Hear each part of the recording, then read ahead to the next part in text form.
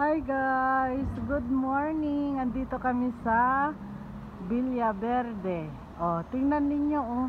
Ang cute, nakita namin na daanan namin. Ito yung Sakura plant. Oh, 'di ba? Ito yung sikat sa Japan. Ang cute, 'di ba? Oh, lapitan natin. Hawakan. Hawakan. Oh, ang cute. Super. Oh, 'di ba? Ang cute nilang tingnan. Ang liit lang ng puno niya guys, pero ang daming bulaklak. Tingnan ninyo. Oh,